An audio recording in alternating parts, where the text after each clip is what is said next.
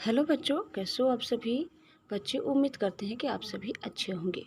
बच्चों, आज हम सुनेंगे तेनालीरामा की कहानियाँ, बाढ़ और राहत बचाव कार्य के बारे में। एक बार की बात है, महाराज कृष्णदेव राय के राज्य विजयनगर में बहुत भयानक बाढ़ आई। इस बाढ़ में राज्य के कई गांव डूब गए।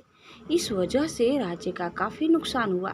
इस प्राकृतिक आपदा के बारे में जब महाराज कृष्णदेव राय को पता चला, तो उन्होंने एक मंत्री को फौरन बाढ़ से पीड़ित लोगों की मदद करने का आदेश दिया और कहा, बाढ़ से हुए नुकसान को पूरा करने के लिए जितने भी धन की जरूरत हो वह उसे शाही खजाने से निकलवा ले, मगर जल्द से जल्द सभी पीड़ितों की सहायता की जाए। साथ ही कृष्णदेव ने मंत्री से बाढ़ की वजह से टूटे पुल, सड़क और लोगों के घरों की मरम्मत कराने को भी कहा। महाराज का आदेश पाकर मंत्री ने शाही खजाने से ढेर सारा धन निकाला और लंबे समय के लिए गायब हो गया। काफी समय तक मंत्री के दिखाई न देने पर महाराज और अन्य दरबारियों को लगा कि मंत्री बाढ़ पीड़ितों की मदद करने में जुटा होगा। इस वजह से वह इतने दिन से दिखाई नहीं दिया। मगर तेनालीराम को मंत्री का लंबे समय तक गायब होना हजम नहीं हुआ। इसीलिए तेनालीराम ने मंत्री के गायब होने की असल हकीकत जानने का मन बनाया।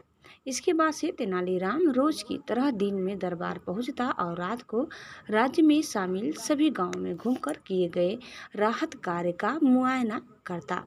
कुछ हफ्तों के बाद एक दिन मंत्री जी दरबार में हाजिर हुए और गांव में किए गए अपने काम को महाराज कृष्णदेव के सामने बढ़ा चढ़ाकर बताने लगे।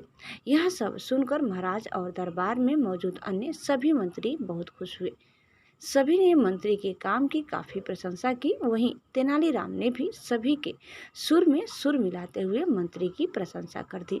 कुछ देर बाद जब दरबार का कार्य खत्म हुआ, सभी दरबारी अपने अपने घर चले गए, लेकिन तेनालीराम वहीं अपनी जगह पर बिल्कुल शांत बैठा रहा।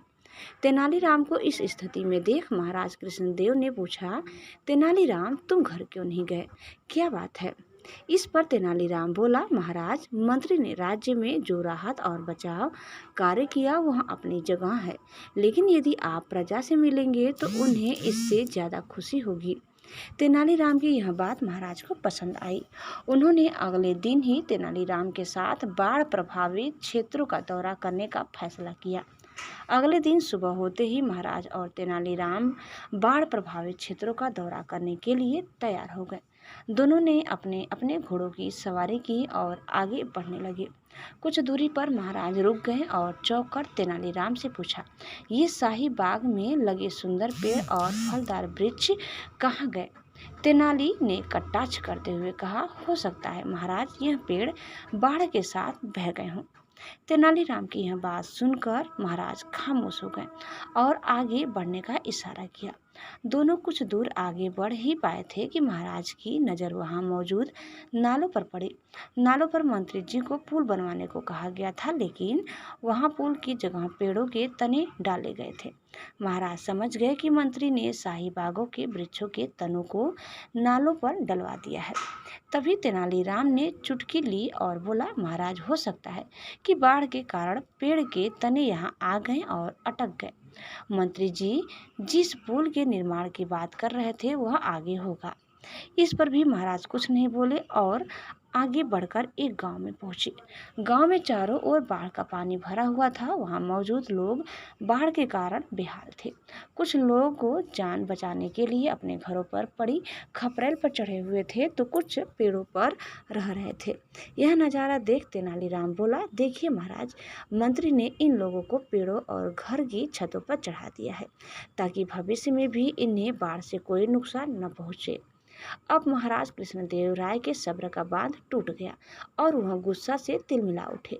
बिना देर किए वह वापस अपने महल आए और उस मंत्री को दरबार में हाजिर होने का संदेश भिजवा दिया। मंत्री डरते डरते दरबार पहुंचा। उसे देख महाराज का गुस्सा फूट पड़ा। उन्होंने मंत्री को खूब फटकार लगाई और जल्द से जल्द सारा धन शाही खजाने में जमा कराने का आदेश दिया। वहीं महाराज ने अब राज्य में राहत और बचाव कार्य कराने का जिम्मा तेनालीराम को सौंप दिया। साथ ही उसे धन के हिसाब किताब का भी काम दिया और मंत्री किनारे मुंह लटकाए खड़ा रहा। बच्चों, इस कहानी से हमें यही सीख मिलती है कि जब कोई आप पर भरोसा करके कोई बड़ी जिम्मेदारी दे तो आप पूरी ईमानदारी और निष्ठा से उस काम को करें, ताकि उसका विश्वास आप पर हमेशा बना रहे। बच्चों, उम्मीद करते हैं कि आपको हमारी आज की यह कहानी जरूर पसंद आई होगी। आपको कैसी लगी कमेंट करके जरूर बताइए। चैनल में नए हैं तो लाइक शेयर सब्सक्राइब करना न भूलें। धन्यवाद। Bye bye.